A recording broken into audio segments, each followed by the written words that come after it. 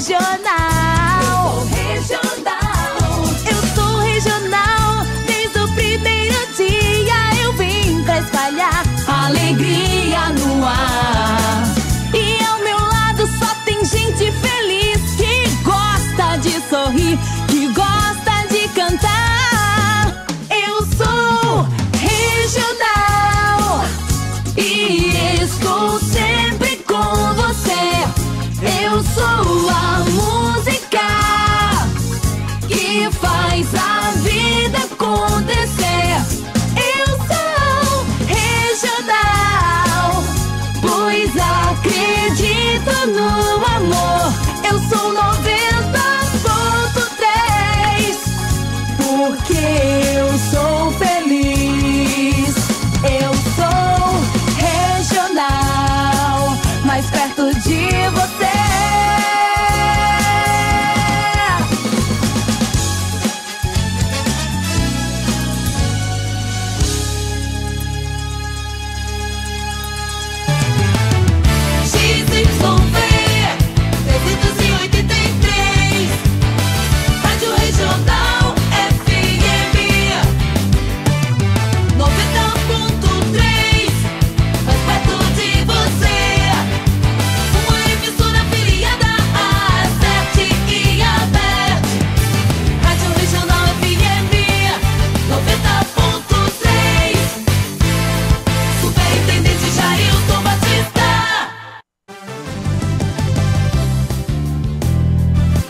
Debate regional.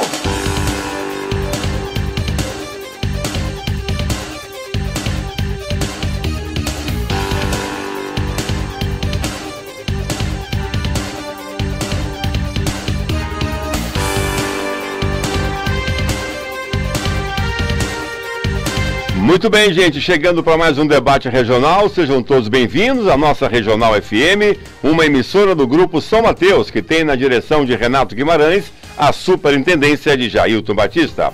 Essa é a sua 90,3. Esse é mais um debate regional. Muito boa tarde, sejam todos bem-vindos a mais uma edição do nosso programa de hoje. Comigo na bancada, fazendo a nossa divisão de atenção com você, Juscelino Castro. Boa tarde. Boa tarde, José Luiz. Boa tarde a todos os nossos queridos ouvintes em mais um debate regional, em mais um sábado aqui na sua Regional FM 90.3. Lembrando que nós estamos aqui pelos nossos meios sociais, Facebook, YouTube, o nosso site, o aplicativo Rádiosnet e, claro, pela frequência 90.3 para todo o Vale do Jaguaribe. Todas as cidades do Vale do Jaguaribe ouvem a 90.3 através da frequência e mais de 10 cidades no Rio Grande do Norte. Sejam todos muito bem-vindos. Muito bem, para você participar com a gente, os nossos canais é o nosso WhatsApp 981190050 e também os nossos telefones. Você, a partir de agora, fica conectado com a gente porque vamos ter agora um bate-papo super importante falando de água, a importância da água em nosso organismo. Qual é o benefício? Existe a quantidade limitada ou ilimitada de beber água?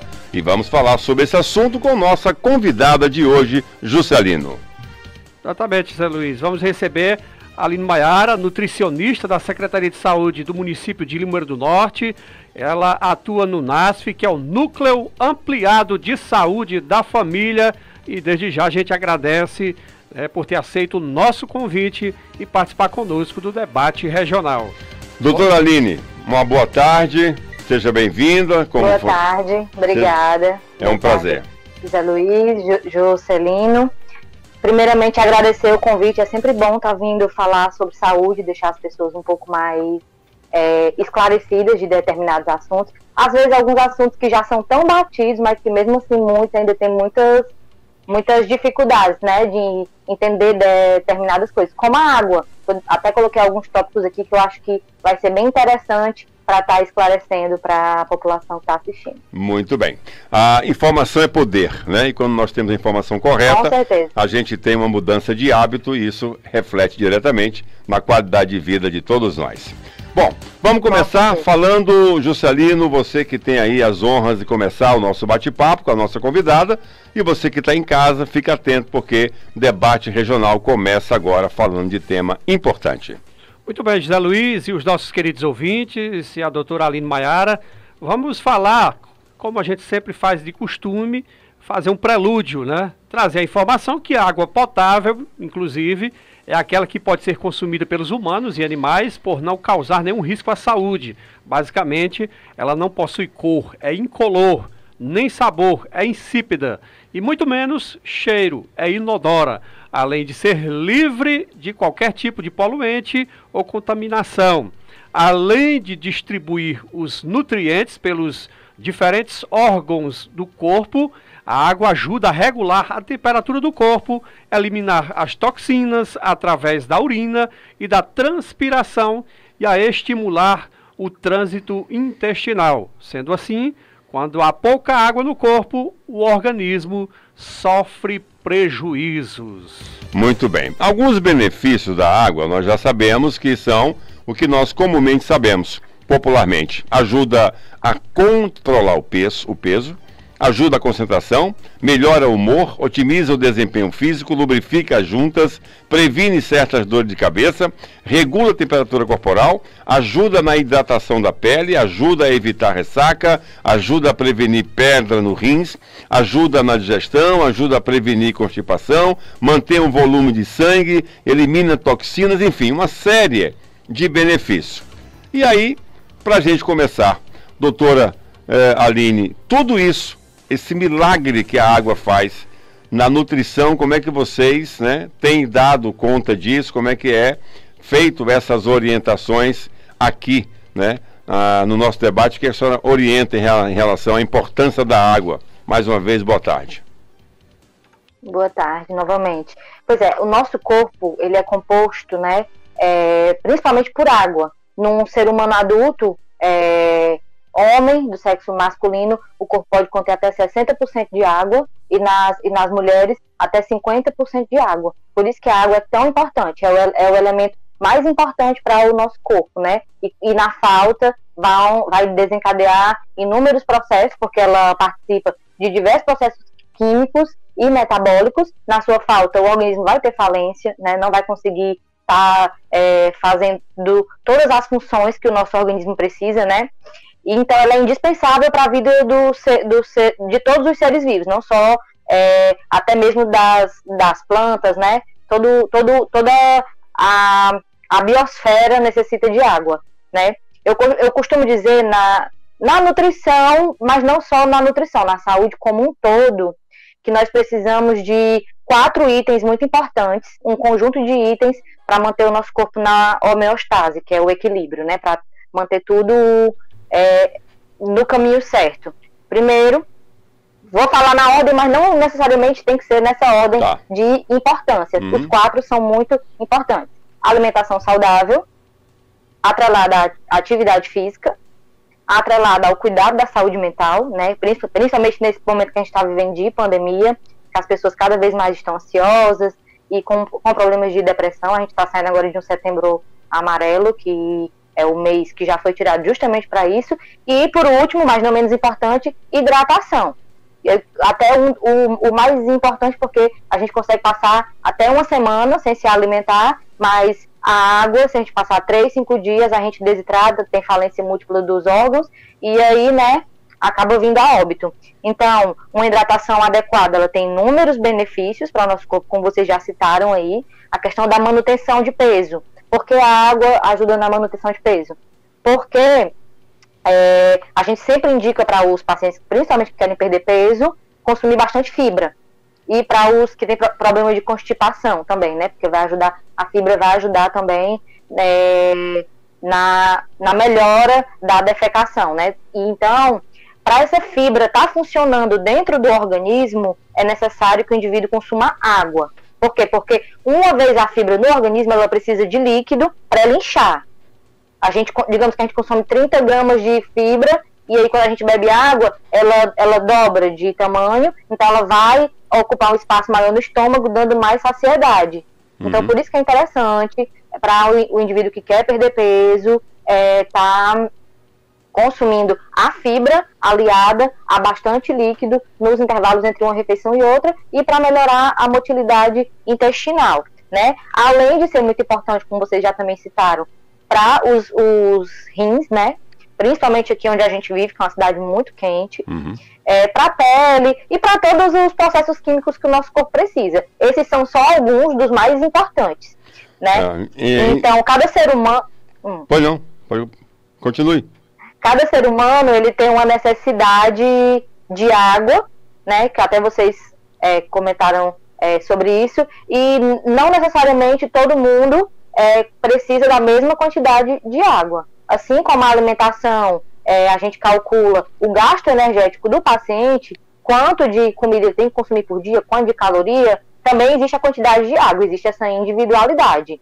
Inclusive existe um cálculo, que é o cálculo que a gente faz, é de 35 ml de água por quilo de peso, que é o mínimo que a pessoa tem que consumir por dia. Então, no meu caso, eu tenho 52 quilos, multiplicado por 35 ml, eu tenho que beber no mínimo 1.820 ml de água por dia, né? Mas aí, isso é o mínimo.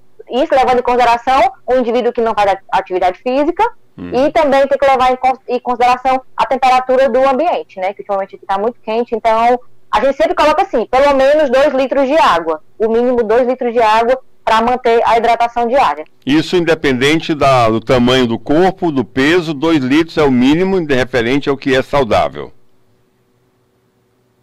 Uma preconização geral é de no mínimo 2 litros, mas é interessante que a pessoa sempre faça esse cálculo, porque, digamos, um indivíduo que pesa 100 quilos, né, e se ele multiplicar por 35 ml vai dar 3,5 litros de água por dia. Então vai variar muito, vai variar se esse paciente tiver alguma doença associada, principalmente a nível renal, né? Porque ele vai precisar de mais água.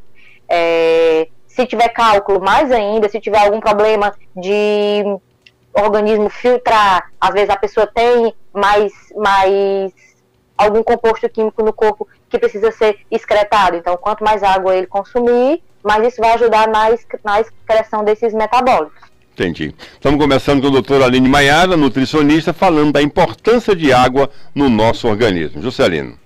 Quais são os principais mitos, Aline, em relação ao consumo de água? Você falou no início aí que não necessariamente, né, já até dividiu aí por etapa direitinho, questão de peso e tal. Quais são os principais mitos que existem relacionados a esse volume de quantidade de água por cada ser humano? Porque eu costumo dizer que as pessoas estão muito nessa onda, nessa vibe, né, como é dita na linguagem hoje, de que como em relação à nutrição, à hidratação, fosse uma receita pronta, de forma de bolo, né, de você fazer um bolo, e a gente sabe que isso não é verdade, até porque cada um tem a sua individualidade. Quais são os principais mitos que precisam, inclusive, serem quebrados em relação ao consumo de água na quantidade, principalmente? Acho que o principal mito de todos é que água tem caloria. Às vezes as pessoas têm medo de consumir muita água porque acham que a água vai engordar, que ela tem caloria, sendo que ela não tem. E às vezes a gente tem dificuldade de o paciente entender. Às vezes eu não vou beber muita água porque a água engorda. Não, ela pode te deixar cheio naquele momento que você bebe. Às vezes pode até, dependendo da quantidade de água, ficar com o estômago um pouco alto, mas caloria, não. Ela não tem caloria, certo? A outra questão também que eu acho interessante é o consumo de água junto com a alimentação. É muito importante o consumo de água, mas não associada à comida. Porque, primeiro, ela vai inibir a quantidade que a pessoa vai consumir, se ela for consumida junto. Digamos que a pessoa tem que comer no almoço 300 calorias, digamos que 150 gramas de comida. E aí, se ela consumir água junto, ela vai acabar não comendo a comida toda, porque junto foi a água e acabou não aguentando a comida, e aí no final do dia ela não vai bater as calorias que ela precisa. Ou então beber aquele copo d'água no final, né? A gente sempre pede para o paciente esperar pelo menos meia hora após se alimentar para tomar água, porque o nosso estômago, ele é elástico. Se você não consome a comida com água, comeu a comida toda, terminou, tá satisfeito, e você tomar um copo de água, ali já não vai ter mais espaço para aquela água, porque o teu estômago já tá cheio. O que vai acontecer? O estômago ele vai elastecer para que aquela água tenha espaço para ficar ali dentro do seu estômago. E aí, com o passar dos dias, aquela comida que você comia, digamos, 200 gramas de comida, já não vai mais ser suficiente porque o seu estômago aumentou de tamanho. Aí você aumenta a ingesta de comida e depois toma mais água. Aí vai abastecer cada vez mais. E o mesmo acontece no contrário, o paciente que faz dieta. Normalmente a gente diminui a quantidade de comida que ele come, né? Alguns nem tanto, alguns passam a comer até mais, porque as pessoas sempre acham que se privar de se alimentar é uma forma de perda de peso, sendo que isso também é um mito muito grande. A maioria dos meus pacientes passam a comer mais quando estão no processo de emagrecimento. E aí, nos primeiros dias, principalmente no almoço, porque muitos, a primeira refeição é o almoço, a pessoa passa a comer pouco. E aí fica com fome, porque parte do estômago não foi preenchido. Como ele é elástico, com o passar do tempo ele também vai diminuir. Então, tanto acontece o processo de elasticidade, como de diminuição desse estômago. Então, a questão de beber água junto com a comida que a gente pede para que não seja feito, é mais por essa questão. Ou de evitar que a pessoa consuma o alimento por completo, ou então de estar elastecendo o estômago nesse período pós-refeição. E aí, me permita, Zé Luiz, rapidinho, a gente está falando desse momento de tomar água nesse período de refeição. Existe muita gente que, inclusive, toma primeiro um copo d'água antes de qualquer refeição. Por exemplo, pela manhã, escovou os dentes, tomou banho, escovou os dentes. É correto, é saudável beber um copo d'água, seja ambiente, gelado, e tem também essas diferenças de água gelada, o que é que traz de benefício ou não traz? Fala um pouquinho pra gente sobre isso. Às vezes, a gente até recomenda que a pessoa beba antes, realmente. Principalmente se a pessoa tiver esse problema de comer e ficar com fome, quando diminui um pouco a comida, né? Há alguns estudos que indicam que o consumo de água de manhãzinha cedo, né, antes de se alimentar, seja benéfico ao corpo, certo? Não há nenhuma contraindicação do uso de água antes das refeições, ou de manhã, ou se ela seja gelada ou em temperatura ambiente. Algumas pessoas tomam morna com limão, né? Então, a questão de temperatura mesmo não vai fazer diferença. Agora também, algumas pessoas acham que tomar água de manhã emagrece. Aí já seria um mito, tipo assim, beber um copo de água com limão de manhã vai me ajudar a emagrecer. Tem os benefícios, a gente sabe que o limão, ele é uma fruta que tem muitos benefícios e vai trazer melhora para o organismo, principalmente se a pessoa tiver algum problema a nível gástrico, mas assim, a água de manhã mesmo, ela não vai ajudar a emagrecer. Ela vai ajudar para o teu organismo que está ali a noite inteira dormindo, parado, até aquele primeiro contato com alguma coisa, que não seria a comida. A pessoa se desidrata, inclusive, dormindo, não? Como? A pessoa fica desidratada, ou há um certo nível de desidratação ao dormir, por isso que existe essa recomendação por alguns de que se deve beber água pela manhã? Não é questão de desidratação, não. É mais pela questão porque o organismo da gente fica meio que parado, né? O coração e o cérebro estão funcionando, mas algumas pessoas, claro, que consomem alimento muito tarde da noite, o organismo vai continuar trabalhando. Mas a pessoa que se alimenta direitinho, come até 1 hora antes de dormir e tudo mais, é só para aquele primeiro, para tipo, o organismo acordar, digamos assim, né? As pessoas às vezes gostam de beber água de manhã, para a questão mesmo de o organismo tá acordando ali naquele momento, antes de ter um contato com a alimentação mesmo. Mas assim, não é nada totalmente comprovado cientificamente. Então fica a critério de cada um. Eu acho que a pessoa acreditar que aquilo vai lhe trazer algum benefício também ajuda. Entendi. Eu tenho um hábito de tomar água de alho. Eu deixo a água com o alho de molho, né? E da noite para o dia seguinte, quando eu acordo de manhã, em jejum, eu tomo mais ou menos uns 250 ml de água. Não para inibir fome, ou até mesmo, mas é um hábito que eu me sinto bem.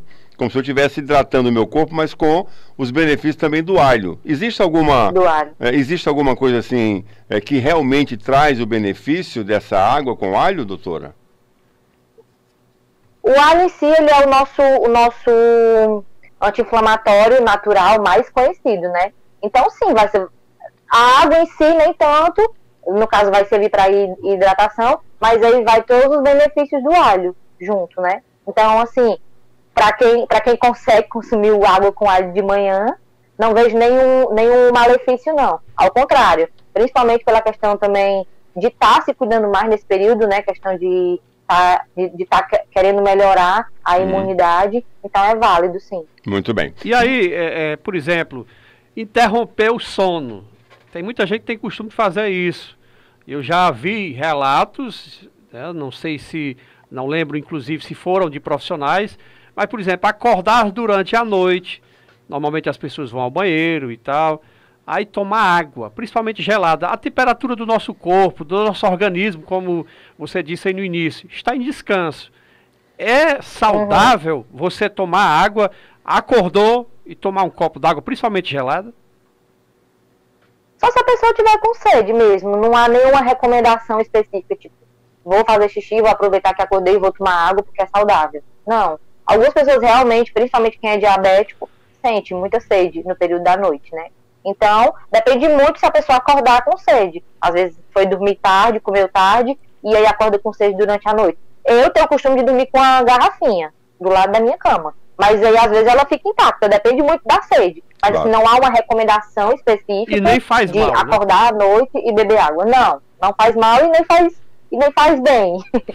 Fica a critério da pessoa mesmo. Certo. Bom, eu vou entrar aqui num tema que é uma preocupação evidente, porque está relacionado também à vaidade e é uma coisa que incomoda muito, principalmente as mulheres.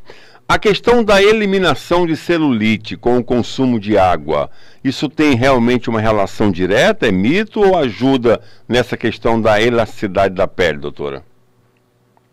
A água em si, ela tem, né, as suas funções a nível de pele. Claro que se a pessoa está com a hidratação em dia, a pele ela vai ficar mais elástica. Mas assim, não vai ser só a água que vai fazer a melhora da celulite. Tem que haver um acompanhamento, um tratamento, dependendo da pessoa, o uso de colágeno ou de algum tratamento mais específico. Mas a água para a pele em si, não só para a celulite, ela vai estar mais hidratada, vai estar menos ressecada se a pessoa estiver consumindo água da maneira correta. Aí, consequentemente, vai haver uma melhora da celulite também, mas não vai ficar a ponto de ficar imperceptível. Tem que haver um tratamento de celulite associado ao consumo de água.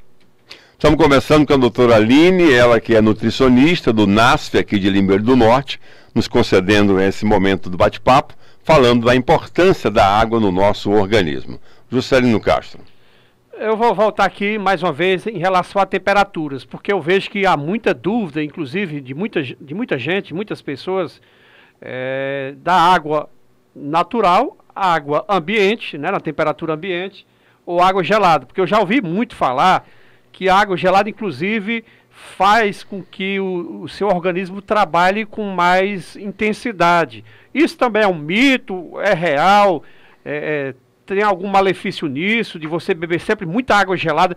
Eu tenho um amigo que bebe extremamente gelada. Isso não faria algum mal, por exemplo, na filtração, no processo natural de beber água gelada demais, não? Na temperatura, creio que mexe sim, porque quando a pessoa bebe bastante água, até, às vezes a gente fica com o corpo um pouco mais gelado. Principalmente quando a pessoa faz tratamento de algum problema renal, que costuma beber 3, 4 litros de água por dia, chega ao ponto que a pessoa não consegue mais beber, o corpo fica gelado, então ele mexe sim com a temperatura corporal. Só que assim, se a pessoa bebe um copo de água gelada, mas ela vai passar meia hora, 40 minutos, 1 hora para tomar outro copo de água gelada, não vai mexer tanto com a temperatura de uma vez só. Diferente de quem bebe água numa quantidade mais exagerada e muito gelada, muita água durante todo o dia. Inclusive eu já tive cálculo renal e eu percebia isso, quando eu tomava 4,5 litros de água por dia, quando chegava essa da noite eu já estava com frio. Mas pelo o alto consumo, o consumo exagerado, atrelado à água gelada. Mas assim, o consumo de água gelada, 250 ml ou até um pouco mais, várias vezes ao dia, não sendo assim, muito perto uma da outra, não vai influenciar se ela está gelada, se ela está fria, ou se ela está na temperatura ambiente, não.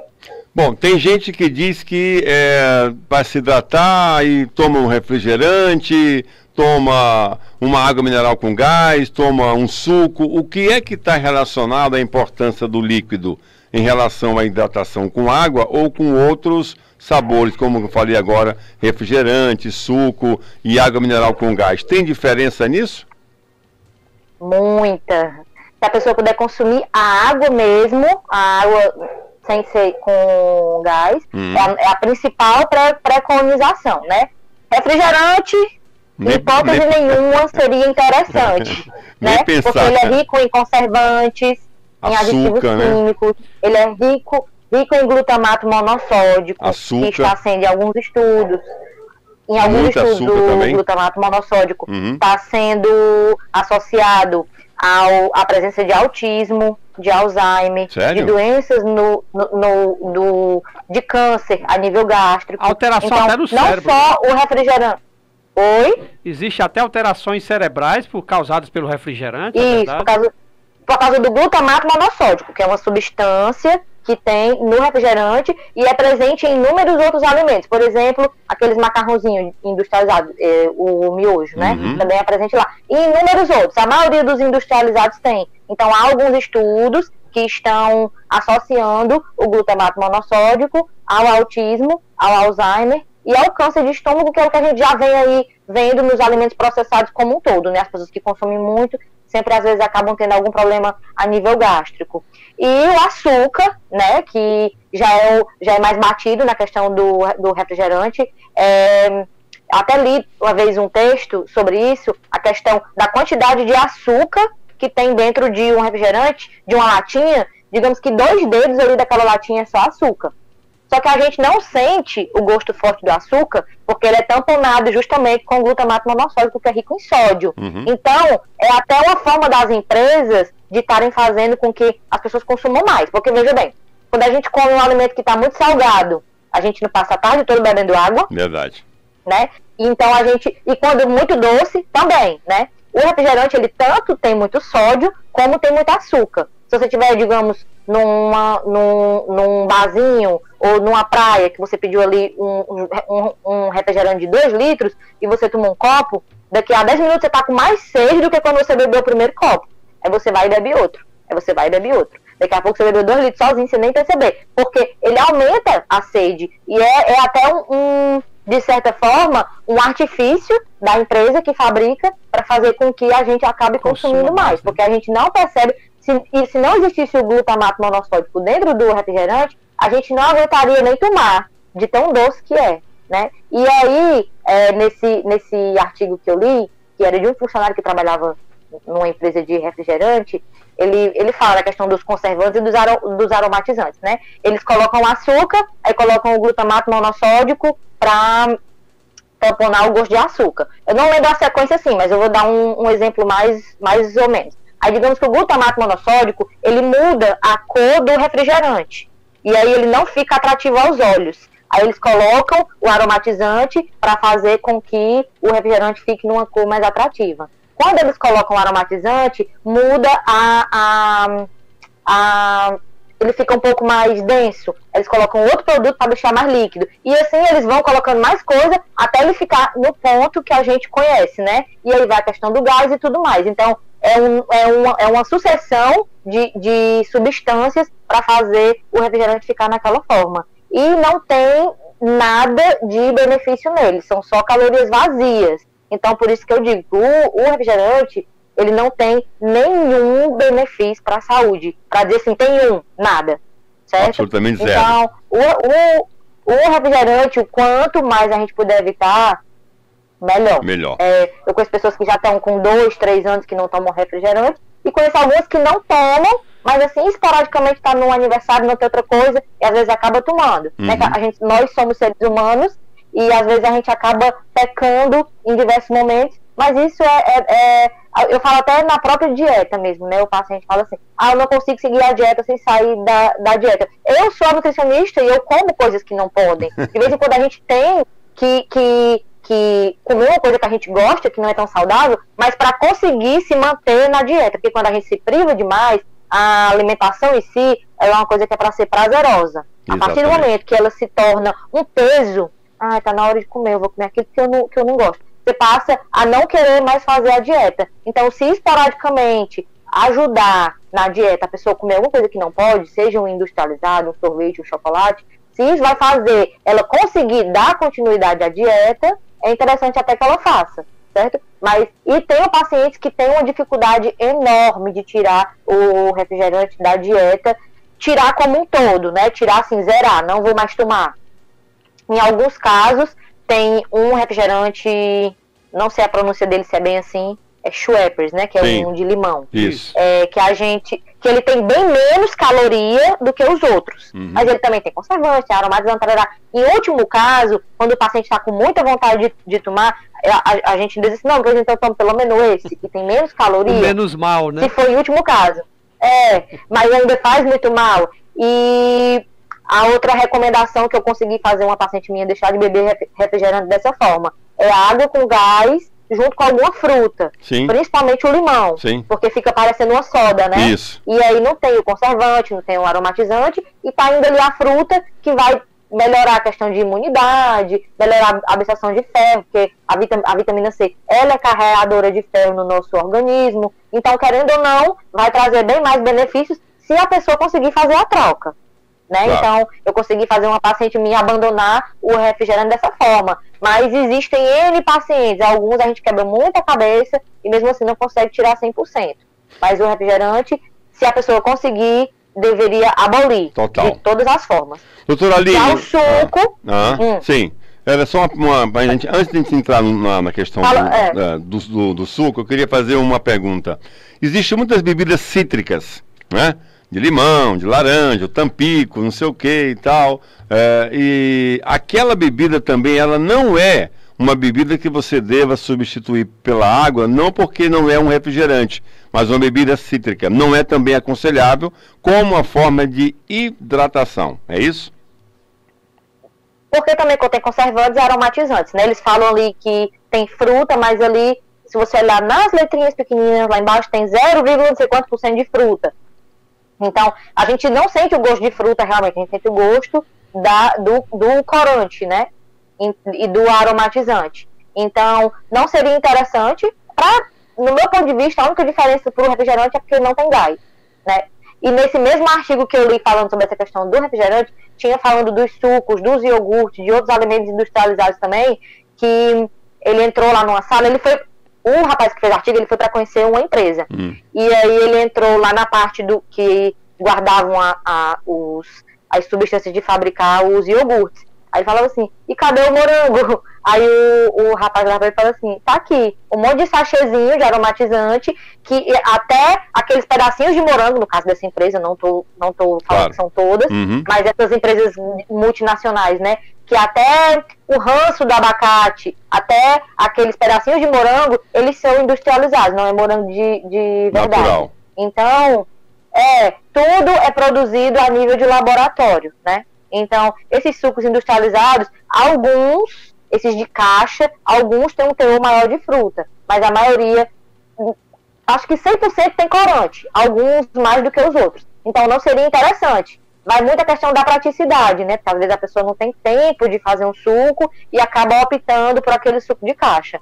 Que mal sabe que lá na frente vai trazer inúmeros malefícios. Era melhor tomar só água. Muito bem. Voltando agora, você tem mais alguma colocação em relação a isso? Não, eu estava vendo aqui, por exemplo, em relação ao refrigerante, eu queria só que a Aline falasse um pouquinho ainda sobre o aumento da pressão arterial. É causado principalmente por quê? Por causa do nível de sódio, de cafeína que existe nesses refrigerantes, que pode causar esse problema maior, que é o aumento da pressão arterial, Aline? Sim, a questão do sódio, né?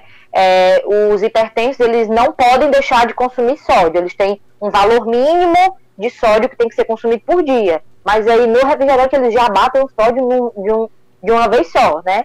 Então, e isso bebendo pouco. E aqueles que bebem muito, então, vão extrapolar só ali naquele refrigerante. Questão do sódio, que é exageradamente, principalmente para quem já é hipertenso.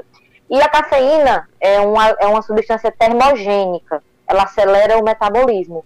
E normalmente a gente não passa nenhum tipo de termogênico para paciente hipertenso, por mais que a pressão dele não esteja descompensada. Porque, às vezes, no uso do termogênico pode fazer descompensar, né? Então, às vezes a cafeína do café não agride tanto, porque a pessoa bebe aquele pouquinho durante o dia. Mas no refrigerante, como normalmente as pessoas bebem no mínimo um copo, e junto com o sódio, aí já vão trazer esse aumento da pressão arterial em algumas pessoas. Inclusive, a gente Você fala na diabetes, né? Claro. E a gente observando, é interessante a senhora falar isso, que eu já observei muito, eu sempre gostei muito de olhar rótulo de produtos, Se você pegar um refrigerante de cola, aqui não tem problema. A Coca-Cola, por exemplo, 0 açúcar, o nível de sódio dele é maior do que uma Coca-Cola que tem açúcar, né? Pois é, eu acho, no meu ponto de vista, como profissional, não vejo diferença de você tomar. A única diferença para o diabético é porque a glicemia não vai subir com 0. Mas, de resto, é tudo a mesma coisa. A única diferença é que não tem açúcar, mas também deve ter uma quantidade exagerada de adoçante, né? Talvez até mais do que vem lá no rótulo falando. E aí, dependendo do adoçante, também vai trazer malefícios à saúde, dependendo da quantidade, né? Uhum. Muita gente, quando tem assim uma noitada de exagero na questão do álcool, ou seja, na cerveja, ou nas bebidas destiladas, enfim, recorre à água como um composto de você diminuir a ressaca. Existe mesmo essa relação de você beber muita água após o dia de ingestão de bebida alcoólica para você diminuir essa sensação de cansaço, de desgaste, daquela coisa que você fica naquela situação, como a ressaca mesmo? Tem essa relação, doutora? É porque o organismo da gente, ele fica desidratado, dependendo do teor de álcool, né? Então é interessante, sim, para alguns pacientes que não conseguem abolir o álcool de jeito nenhum, a gente até recomenda que não tome com refrigerante, tome só, ou com suco, ou só a bebida alcoólica, alternando com água, já para não haver essa desidratação no período que a pessoa está consumindo álcool, certo? Então o organismo fica desidratado, né? E aí a pessoa precisa sim consumir a água durante, ou em último caso, que às vezes a maioria não toma durante, no pós, né? Para poder melhorar a ressaca. É engraçado que está muito relacionado a isso, ao vinho. Quando você vai tomar vinho, sempre tem uma taça de água que você acompanha nessa questão da degustação do vinho, verdade. Né? Então, assim, isso já é um momento também você continuar como a importância da água no nosso organismo é fundamental, né? Eu nunca li especificamente se eles colocam a água já pensando nisso, mas se não for, eles acertaram sem nem saber, né? Mas é uma boa, sim. Sempre ter água, sempre estar consumindo água, para que não ocorra essa desidratação no período que está bebendo. Tá, porque assim, eu estava também vendo uma reportagem que quando você está bebendo, o seu sistema de renal, ele começa a processar aquilo e começa a fazer com que você vá muitas vezes ao banheiro. E nesse processo de muita bebida alcoólica, chega a um ponto que, como ele disse assim, pô, peraí, o cara tá tomando o quê? Que eu tô toda hora jogando muita água e absorvendo muita questão do álcool. Então isso já é um indício de desidratação, por isso a importância da água durante esse momento que você está tomando alguma bebida alcoólica, não é isso? A cerveja, né, que é a mais diurética de todas, ela faz a gente eliminar muita água durante o período que a pessoa está bebendo, consumindo, né? Então, mais interessante ainda, tá consumindo a água. E eu queria só voltar um pouco no suco que eu estava falando anteriormente. Vamos lá. Que a questão do suco em si, não é que nós nutricionistas somos contra o suco, mas é porque a maioria das pessoas tomam suco com açúcar, né? E aí, o problema não é o suco em si, é a questão do açúcar. Então, e da água, dependendo se a pessoa acabou de comer, no lugar de tomar o suco, é mais interessante que coma a fruta. Então, eu particularmente, eu passo o suco para o paciente quando ele não consegue comer a fruta in natura, porque a fruta em si não vai precisar acrescentar água e nem o açúcar. Por isso que, nesse caso, a fruta ela é mais saudável do que tomar o suco nessa questão. A pessoa pode tomar água depois, mas o suco em si, geralmente, a maioria da população só consome se for com açúcar, né? E a maioria com muito açúcar. E aí não vai trazer benefício nenhum para a saúde. Entendi, mas um suco bem feito, adoçado com mel, ou não adoçado só com o açúcar da fruta, ele também é tanto saudável quanto água. Interessante. Sim, só não recomendo junto com o almoço. Mas assim, em outras refeições que a pessoa consome menos comida, é viável tomar o suco. Agora, com o almoço especificamente, eu sempre indico que a pessoa coma a fruta, ou então faça que nem a água. Espere meia hora após o almoço para estar consumindo o suco. Muito bem, debate regional hoje falando sobre a importância da água no nosso organismo. Convidada de hoje, doutora Aline, nutricionista, ela que está conosco aqui para tirar todas essas dúvidas de mitos e importâncias que a água tem no nosso organismo. Juscelino. Falando ainda de bebida alcoólica, quais são as relações, se é que existem, a relação em relação à bebida fermentada e a destilada? Qual a que faz mais mal ou qual é a que traz benefício? Por exemplo, como o vinho. Né? O vinho que é consumido por muita gente no mundo inteiro. É antioxidante, né? Antioxidante, isso, aquilo, outro. Né? Porque a gente sabe que muitas vezes, eu falando como leigo, é claro que a senhora quem pode explicar. O que eu vejo de grande mal em quase tudo que se consome são as coisas excessivas. Se eu tomar um pouquinho de vinho uma vez ao dia, é diferente de eu que todo dia encher um copo e beber vinho. Mas enfim, qual é o maior mal aí nessas bebidas alcoólicas? É aquela que é destilada ou aquela que é fermentada? Ou qual é delas que traz algum benefício de fato ao nosso organismo, ao nosso corpo? Geralmente a gente indica que o paciente ele consuma a bebida destilada, porque as fermentadas tem a cevada, tem o lúpulo, que acabam deixando as bebidas mais calóricas. Mas aí entra o que você falou, a questão do vinho, se ele for consumido da forma correta, né? Raramente as pessoas não pegam o vinho para tomar uma taça, que não é uma taça cheia, né? É aquela quantidade ali por dia, que tem os antioxidantes, que são bons para o coração. Geralmente as pessoas querem tomar logo meia garrafa, uma garrafa toda, e aí é onde entra a questão de que os alimentos em si, eles não fazem mal, o que vai influenciar é a quantidade que você come. A não ser que você tenha alguma doença associada, que alguns não são permitidos. Mas para um indivíduo saudável, o que faz não ser saudável a alimentação, no caso, entrando a bebida também, é a questão de excesso.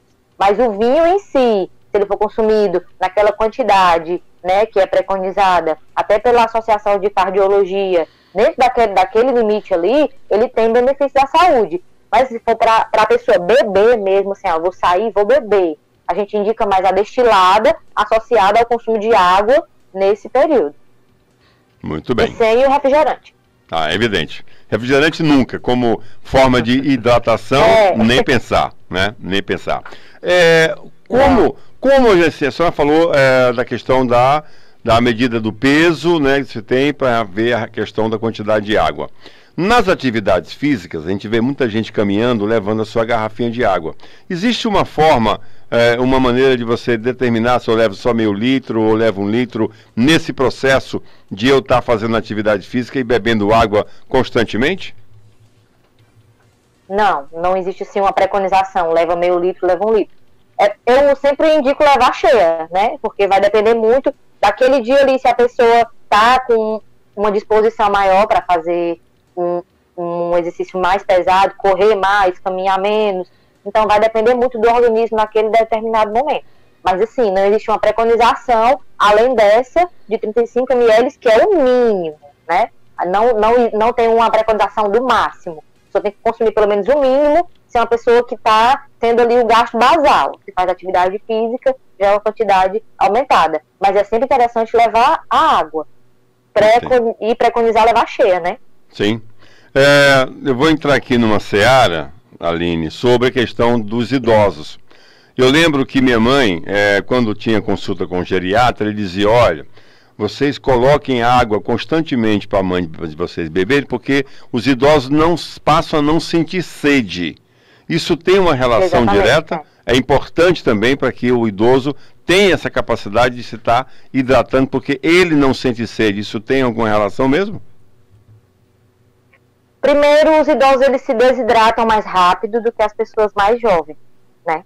E o mecanismo, digamos assim, que lembra a eles que eles têm sede é diminuído após os 60 anos. Então existe sim a questão de eles sentirem menos sede e a família ter que ficar ali pegando no pé para eles tomarem mais água. A preconização é a mesma dos adultos, é a mesma quantidade de ml para o mínimo, mas é como eu falei, é o mínimo. E tem que ficar direto ali. O ideal é que a pessoa sempre tenha uma garrafinha ali por perto, que às vezes a pessoa olha e já lembra, né? Que passe a ser um hábito, que a pessoa tome até sem sede. que é o meu caso. Eu sempre tô com uma garrafinha aqui perto, então às vezes eu não tô nem com sede, mas eu olho pra garrafa ali e já bebo. Agora não tá porque eu tô aqui no quarto, mas geralmente, quando eu vou trabalhar, quando eu tô lá no trabalho, eu tô sempre com a garrafinha ali do lado. Em casa não, porque eu tô sempre... minha cozinha é pegada com a sala, então toda hora eu tô ali olhando pra água. Toda hora e aí tá. eu bebo até mais água quando eu tô em casa que quando eu tô no trabalho, porque no trabalho a gente fica pensando em mil e uma coisas e acaba esquecendo, né? E no ar-condicionado, né? Que é outra coisa também que tira muita sede da gente, porque a gente não sente tanta sede assim. E é sempre interessante ter uma garrafinha ali à vista, que aí passe a ser algo automático. Você não tá com sede, mas você vê a garrafa e já bebe água. Muito bem, então é importante ficar de olho nos idosos, porque eles não têm esse hábito como nós temos de sentir sede assim naturalmente, né? Eles sentem menos sede. Aí só se conseguir fazer com que seja um hábito, que eles tomem no piloto automático, viu? A água bebeu, já que não seja mais só esperando sentir sede, porque aí a sede é diminuída e aí a família tem que ficar ali. Aí é mais complicado para o idoso que mora sozinho, né? Porque não tem uma pessoa para ficar ali pegando no pé. Mas a preconização é que fique sim, dando água, lembrando de beber água, um suco, uma vitamina, que também não deixa de ter água, para que ele fique mais hidratado. Até porque, como eu falei, a desidratação nos idosos ela é maior, ela acontece mais rápido do que no indivíduo adulto ou criança. Tem uma relação direta de quem toma medicação para pressão alta ou outras com ação diurética, precisam realmente caprichar na hidratação. E geralmente os idosos têm a medicação para pressão alta, né? Para essas enfermidades. Sim. Né? Sim. Geralmente os médicos associam, né? A medicação para hipertensão com o diurético, né? E aí esse diurético vai fazer com que a pessoa perca água mais rápido, vá mais ao banheiro, sue mais, e aí mais um motivo para estar consumindo mais água. A maioria dos idosos tem problema de pressão, né?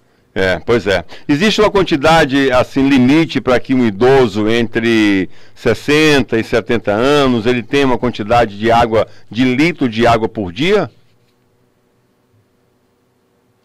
Não, é aquele cálculozinho lá que eu Sempre falei. Aquele cálculo, peso, né? Aquele cálculo que é o mínimo, certo? Tá. Quando a pessoa não faz o cálculo, o ideal é tentar beber pelo menos 2 litros de água. Vai se baseando, pega uma garrafinha dessa de 500 ml e vai tentando tomar 4 garrafinhas dessa por dia. Entre água e suco e vitamina e qualquer alimento que seja líquido, que vai contar também como líquido para o corpo. Entendi. Então essa relação da idade está relacionada também, no mínimo 2 litros para qualquer idade, é o que recomenda para ter uma boa hidratação e que a importância da água no nosso corpo. Quando a pessoa não sabe fazer o cálculo, né, não tem conhecimento, no mínimo 2 litros de água por dia. Muito bem.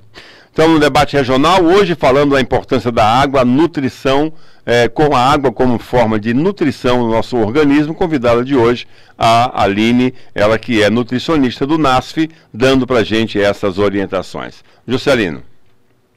Aline, em relação a gente já falou aí de idosos, por exemplo, eu sofro de um problema de gastrite crônica. Tenho muito cuidado, inclusive, a ingerir refrigerante, essas coisas que naturalmente já fazem mal a qualquer pessoa que não tenha problema nenhum digestivo. Né? Exatamente. E aí, como é que é? Por exemplo, eu adotei, você estava falando aí da garrafinha de água, qual o tipo de benefício ou a diminuição de algum mal para quem sofre de gastrite, por exemplo, se consome muita água? Eu ingiro, por exemplo, uma média de 4 a 5 garrafinhas de água dessa por dia. São quantos ml aí? Aqui são 600 ml. Né? Aí você faz a matemática, eu sou ruim de matemática. Aí dá 2 de 2 e 400 litros e meio. Isso. Essa é a média. E aí, por exemplo, eu que sofro de gastrite crônica... Para gastrite, não tem assim uma recomendação específica, não. Para gastrite, especificamente, que no caso a água não vai influenciar, como no caso de problema a nível renal, a recomendação é a mesma para um indivíduo adulto saudável, né? Que é consumir a água naquela quantidade de pelo menos 2 litros, ou então naquele cálculozinho lá, dependendo do seu peso. Eu perguntei assim porque tem gente que sofre, por exemplo, de constipação, existe problema de defecar, e aí se consumir menos água, isso também pode causar um mal maior, né? Exatamente. A água está intimamente ligada à questão da constipação em si. Os indivíduos que bebem pouca água, eles têm uma predisposição maior a evacuar menos. E da mesma forma, quando consome mais água associada a uma dieta saudável, porque também não adianta beber muita água e estar comendo tudo errado, aí a gente consegue melhorar essa questão da evacuação, da periodicidade, né? Em relação vai depender muito do indivíduo. Certo. Em relação à água, por exemplo, que praticamente quase todas as pessoas hoje, essa semana eu vi uma reportagem relacionada a isso, por exemplo, dizendo que o filtro de barro, com aquele filtrozinho tradicional, era mais eficaz e mais saudável do que esses garrafões, porque praticamente todo mundo hoje, as pessoas dizem água mineral, mas são água adicionada de sais, na sua grande maioria. E aí tem pessoas até que dizem, eu nem mato a minha sede, porque parece que tem sal. O que é que tem a ver com isso? Eu queria que você explicasse um pouco sobre isso, se é verdade que aquele filtro de barro é mais saudável do que você comprar, por exemplo, sempre água adicionada de sais, ou você fazer pelo menos um balanceamento para beber essa água. A água adicionada de sais, como você falou, né? Ela é, digamos assim, feita em laboratório, né? Ela não é uma água natural. O ideal é que a pessoa compre água mineral mesmo, aquela que vem da fonte, né? Sempre consuma ela. Ela é um pouquinho mais cara, mas em compensação, às vezes é o barato que sai caro, né? Entre a água adicionada de sais e a água filtrada, se for uma água realmente límpida, né?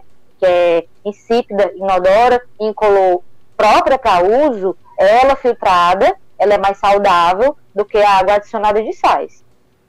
E aí outra coisa que eu vejo, por exemplo, o problema da condução desses garrafões. Que relação existe desse produto que é carregado, por exemplo, em cima de caminhão, pegando sol direto? Já ouvi falar, não tenho propriedade, eu queria que você explicasse sobre isso. Isso vai alterar alguma propriedade da água para quando a pessoa for consumir esses garrafões de 20 litros que ficam expostos ao sol, né? E aí quando você for consumir, tem algum problema relacionado a isso, Aline? Só um minutinho, meu celular está descarregando. Tá certo. E aí a gente está conversando, José Luiz, né, com a doutora Aline Maiara, no debate regional de hoje, nutricionista da Secretaria de Saúde do município de Limoeiro do Norte, atendendo o NANASF, o Núcleo Ampliado de Saúde da Família, falando os benefícios da água para o ser humano, para os seres, mas claro, principalmente nesse tema de hoje aqui, para o ser humano. E aí, qual a relação, Aline? Existe problema de fato dessa condução dessa água exposta ao sol? O sol vai fazer alguma alteração nas propriedades da água para ser ingerida depois? Eu especificamente ainda não li nada relacionado ao assunto, né? Mas, como profissional de saúde, eu vou até dar uma olhada nisso, porque realmente eu ainda não li nada relacionado, mas creio eu que essa água sendo, né, transportada à luz do sol, dependendo da quantidade de tempo, sim, ela não vai ser tão adequada ao uso, né? Principalmente quando ela é adicionada de sais, como eu falei, que ela é produzida pelo ser humano, não é uma coisa natural, diferente da água da fonte, que querendo ou não, ela é natural, ela está acostumada com altas temperaturas, geralmente essas fontes, elas têm uma temperatura até mais elevada do que a temperatura ambiente, né? Mas eu realmente nunca ainda não li nada relacionado à temperatura da exportação, do transporte dessa água, se ela traz algum malefício, mas creio eu que sim. E aí, Zé Luiz, só para fechar aqui rapidinho, por exemplo, a reportagem da National Geographic diz o seguinte, que eu acredito que seja o mal que pode ser causado, viu, Aline? Beber água de uma única garrafa d'água exposta ao sol quente não faz mal, mas especialistas afirmam que os consumidores devem evitar a exposição persistente a recipientes plásticos submetidos ao calor extremo. Pelo menos é mais ou menos o que acontece no transporte dessa água, né? Voltando... Já tô aprendendo com vocês. Tá vendo? É uma troca de informações. Aline, toda conversa é uma troca, claro, né? A água potável, o que nós, por exemplo, recebemos em nossas casas, das torneiras, que é uma água que adiciona outros componentes, né? Cloro, também tem outros componentes que chegam para que ela seja potável. Essa água, diferente da mineral, ela faz alguma diferença nessa questão da hidratação ou de componentes ou não? Não. A questão mesmo no caso, a água que sai na nossa torneira, ela passa por todo um processo, né, da empresa que é responsável pela água. O tratamento. Eu até já trabalhei lá um tempo, já trabalhei na nossa empresa de água aqui, e na época que eu trabalhava lá, o superintendente até recomendava consumir a água mesmo sem ser filtrada. Mas assim, a indicação que eu dou é que filtre, né? Mas assim, a questão de a água da fonte e a água produzida, que sai na nossa torneira, se ela estiver sendo filtrada, para tirar alguma partícula que fica, porque como é que passa por um processo, né, passa por tanques e tudo mais, mas é uma coisa que não é totalmente natural. Ela passa por um processo feito pelo ser humano e nós, seres humanos, estamos passíveis a erros. Então, eu recomendo para a água de torneira que ela seja filtrada. Muito bem. No caso, a água da fonte, ela é natural, né, e antes de ela ser engarrafada, ela passa, né, por procedimentos para ver se realmente ela está apta a ser consumida, e a partir daí é que ela é liberada para consumo, né? É engarrafada. E a água da nossa torneira, lá no tanque, ela pode estar apta para uso, mas até chegar à nossa casa, ela passa por uma encanação que está com muito tempo, que não foi trocada, né? Encanações sujas, né? Então a gente não pode dar 100% de certeza que essa água está totalmente limpa. Quando passa pelo processo de filtração, ou então, em alguns casos, quando a pessoa não tem filtro, de ferver a água, de fervura, a gente está tirando alguma bactéria, algum germe, alguma coisa ali, alguma substância que possa trazer algum mal à saúde. Muito bem. A água de coco, né?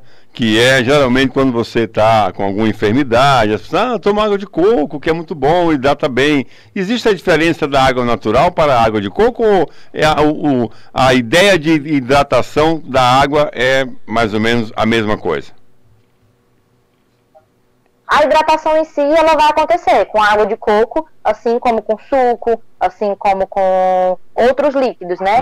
Agora, assim, para matar a sede mesmo, é a nossa água natural, pela questão de ela ser insípida, inodora, incolor, ela mata a sede. Agora, a água de coco, questão de hidratação, é até algumas das nossas recomendações, se o paciente está com diarreia, está com algum problema de saúde, que diminui essa hidratação, e às vezes não está conseguindo consumir outros alimentos, a gente indica ou soro caseiro, ou água de coco, para repor os eletrólitos, para a pessoa não ficar tão desidratada, bebendo só a água, né? Ter uma reposição maior. Mas para matar a sede mesmo, é a nossa água mesmo normal. Falamos de água, refrigerante, bebida alcoólica, de suco.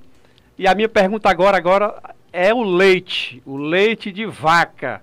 E eu queria que você falasse, por exemplo, se esse leite que a gente compra de caixinha realmente traz algum benefício, ou é mais química do que propriamente as propriedades do leite. E duas perguntas numa. Tem gente que tem o costume, principalmente do interior, de tomar o leite ali mungido, que eles chamam, né? Sai ali na hora do peito da vaca. Isso faz mal ou não faz mal, Aline? Fala pra gente aí. Pronto. É um assunto bem... Só um minutinho. Pois não. É um assunto bem... O leite é um assunto que é bem... Cada um tem uma opinião, né, diferente. Eu não tenho tanta propriedade para falar da questão das substâncias do leite em si, o de caixa. Eu tenho um amigo que é engenheiro agrônomo, trabalhou anos numa empresa de industrialização. Segundo ele, o processo é um processo totalmente, né, saudável. Seguro. E E tenho uma amiga que ela é veterinária e, segundo ela, palavras dela, é mais saudável até tomar o leite de caixa, dependendo do leite de vaca que você está consumindo. Porque assim, a gente sabe que hoje em dia as vacas, elas recebem muita vacina, né? Às vezes, não estou generalizando, claro, mas alguns produtores, né, que tiram o leite da vaca, fazem misturas naquele leite ali, e ele não passa por um processo... Né? Oi? Os micro-organismos ao redor também, né, de todo o processo, né? Isso. Aí, assim, claro que o ideal é que a pessoa, pelo menos, ferva, né? Mas, assim, existem alguns que misturam água, misturam alguma coisa no leite, e ele não fica totalmente como é para ser. E o de caixa, apesar de ele ter conservante, para ele ter aquele tempo de prateleira, né, ter aquela vida útil, mas ele passa por um processo maior, pelo menos, de fiscalização, né? Ele só vai realmente para a prateleira se ele tiver dentro da preconização da Anvisa, no caso. Às vezes acontece de ter um lote que dá algum problema, como a gente já viu, né? De acontecer, mas é como eu falei, produzido pelo ser humano sempre está passível a erro. É verdade. Mas se você... Pode ficar. Se você usa um leite, se você tem o costume de comprar um leite de uma pessoa que tira, que você sabe de que aquela pessoa ali tem o cuidado, tem a higiene... Da procedência do leite, né? Que tem que ter, isso. E ali aquele leite não é misturado com nada. Se você tem uma confiança, não vejo o problema. É certo? Verdade, inclusive, que o problema com o leite fervido, através do método UHT, que é o leite de caixinha, é que ele mata 2 tipos de bactérias, né? Te livra das boas, mas também das ruins. Isso é verdade? Eu não lembro agora muito bem do processo UHT, porque está com muito tempo que eu vi, certo? Então não vou poder falar com propriedade, mas vou dar uma pesquisada sobre. Você tá mais por dentro que eu. É engraçado que, voltando aqui a essa questão da hidratação, a gente está falando de hidratar o corpo, e a criança recém-nascida, é engraçado que, interessante ao mesmo tempo, que assim, não precisa tomar água, porque o leite materno ele já dá toda uma substância, inclusive de hidratação para a criança, né? E assim, aí você fica a se perguntar, né? Mas chega um tempo que ela não toma mais, né? Aí vem aquela questão de começar o processo de hidratação. Então o leite materno, ele tem essa capacidade de hidratar também o bebê. É tanto que nem precisa dar mamadeira de água, basta o leite materno que ele já está também hidratado, né? Sim, é uma briga constante, principalmente com as avós, né? Porque elas vêm de um período muito mais antigo que as crianças ingeriam água nesse primeiro momento. Mas a mama, o leite materno, a primeira parte do leite materno é mais água e anticorpos, né? Funciona até como uma vacina para o bebê. E a primeira parte é mais para hidratação. A gordura do leite materno, ele vai estar mais no final do leite. Por isso que até uma recomendação que a gente dá para as mães é de que ela não fique mudando a criança de um peito para o outro, porque às vezes acontece isso, o outro peito está muito cheio, aí ela mama um pouquinho, passa para o outro. Aí a criança acaba tomando só água e não ganha peso, porque o leite gordo, ele está no final da mamada, né? Então, até os 6 meses, para uma criança que faz amamentação exclusiva, não consome nenhum outro tipo de fórmula, não há necessidade do consumo nem de água, nem de chás. A recomendação que a gente dá para a mãe,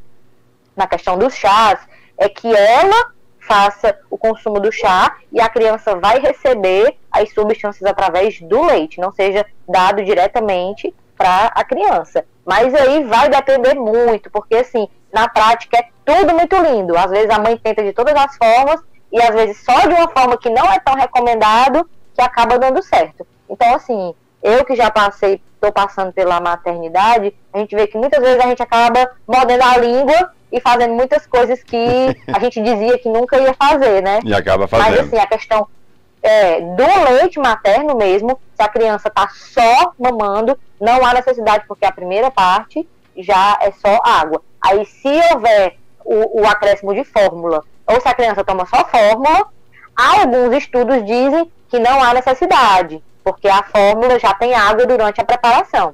Já outros dizem que é necessário o consumo de água. Então, por via das dúvidas, como ainda não há um consenso, eu daria água, no caso da fórmula, certo? E quando a criança, após os 6 meses, começa a consumir outros alimentos, aí sim, por mais que ela ainda mame, mas a mama não é mais exclusiva, aí ela tem que consumir água, a partir dos 6 meses, ou antes disso, se houver o acréscimo de outros alimentos ou de outra fórmula durante essa amamentação. Muito bem. Estamos conversando sobre a importância da hidratação no seu organismo, principalmente a água. Nossa convidada, Aline Nayara, ela que trabalha no NASF da Prefeitura, dando suporte à saúde da família aqui no nosso município. Lucilene, mais alguma coisa a gente comentar?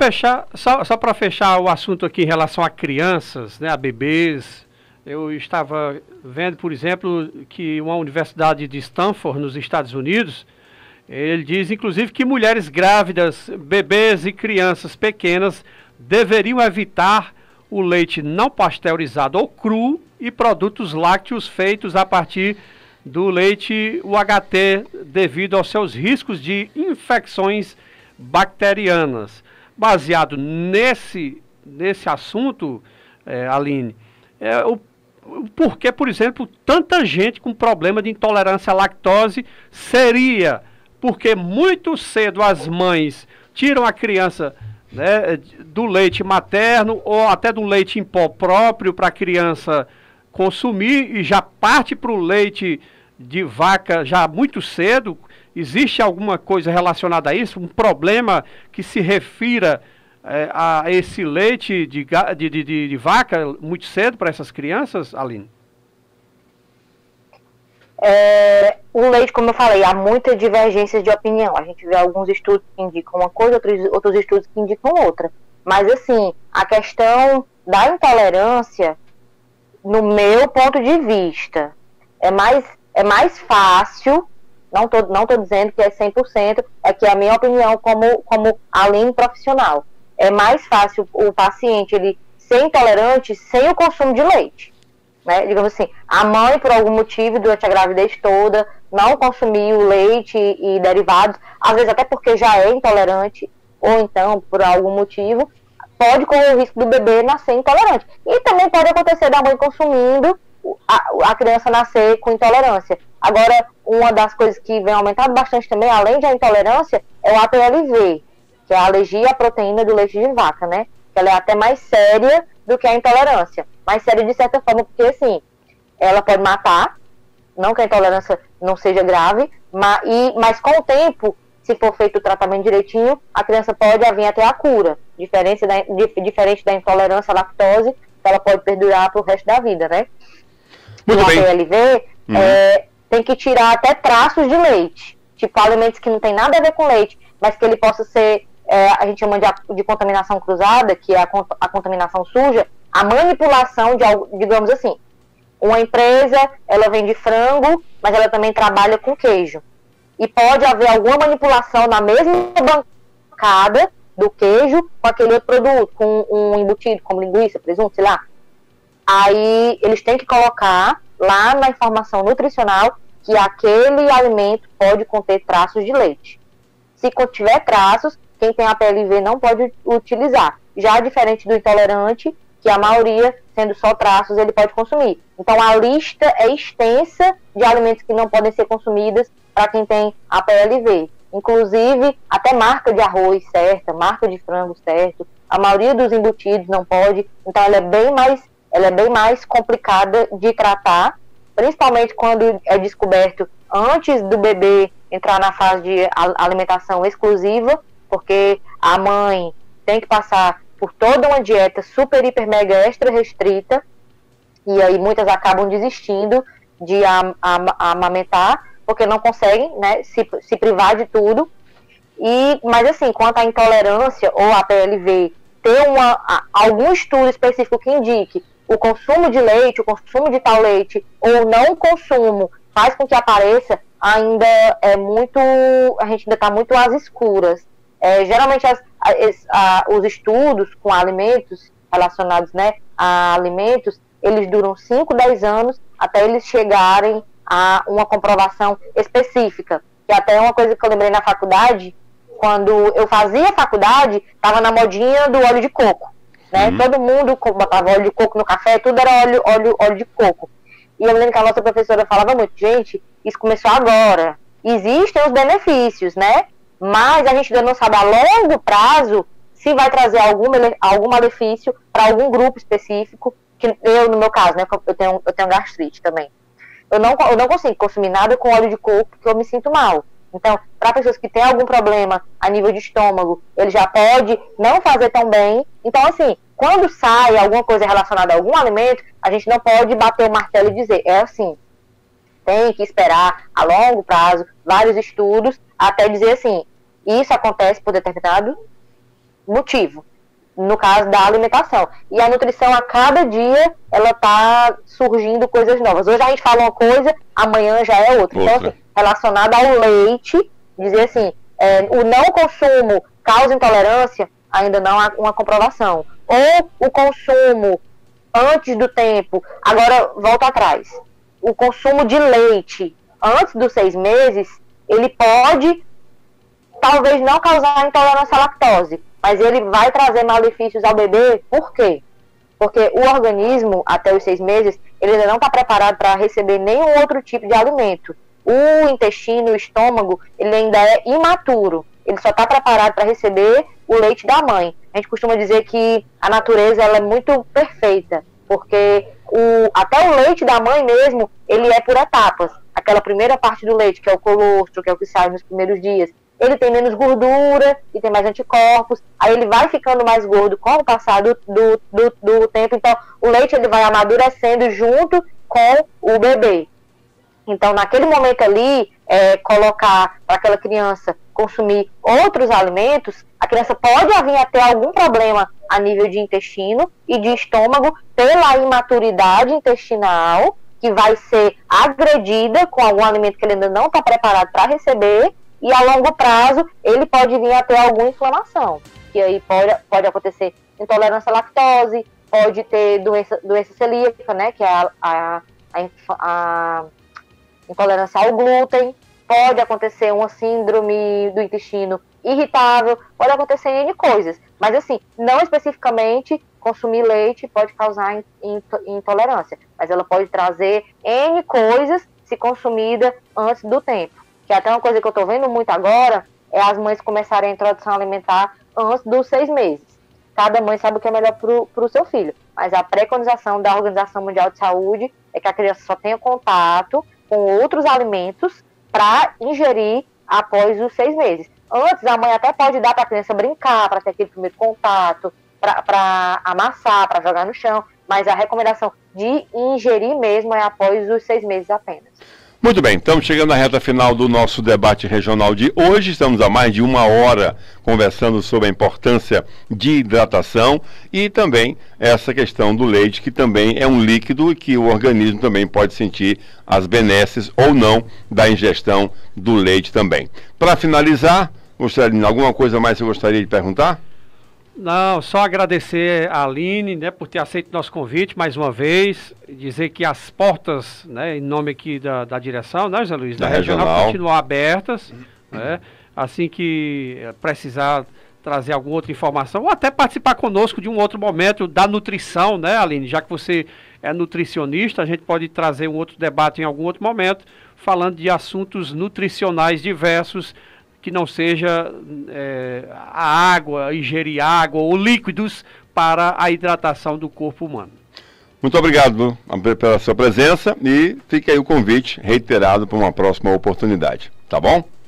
Fique à vontade. Eu que agradeço o convite, estou sempre disponível, sempre que vocês precisarem fazer algum momento, e como eu falei aqui, foi uma troca, né? Também aprendi um pouco com vocês aqui. Então, quando precisarem de mim, se eu estiver disponível no dia, é só falar que a gente marca. Muito bem. Muito obrigado. Obrigado, um bom fim de semana, um ótimo sábado e até o nosso próximo encontro. Tudo de bom. Obrigado. Para vocês também. Valeu. Muito bem, debate regional chegando ao final. Hoje trabalhamos com a questão da água, a importância da água, Juscelino, no organismo. Como ela falou, né? Nós temos muito mais água do que outra coisa no nosso organismo. Como a terra. Tem mais água do que terra. Pois é, rapaz, né? A água é vida, né? É vida. Eu costumo até dizer que eu não sou muito apaixonado por tipos de culinárias, comidas, mas se tem uma coisa que eu faço com muito prazer é beber água. Também. Você acredita nisso? Acredito. Eu tenho um enorme prazer, eu fico saciado e gosto de fato de beber água, e a prova disso, ó, ando com a minha garrafinha para todo lugar. Já criei o hábito há muito tempo, já há mais de 5 anos, de andar sempre com a garrafinha de água para ter o costume de estar sempre ingerindo água. É importante. Água é vida. Água é vida. Gente, obrigado pela sua companhia, um ótimo fim de semana. No próximo sábado, o Debate Regional volta aqui na 90,3 e também nas nossas plataformas digitais. Celino, forte abraço, bom fim de semana. Valeu, ótimo abraço a você, Zé Luiz, e a todos os nossos ouvintes. Até o próximo sábado, permitindo Deus. Tchau, valeu.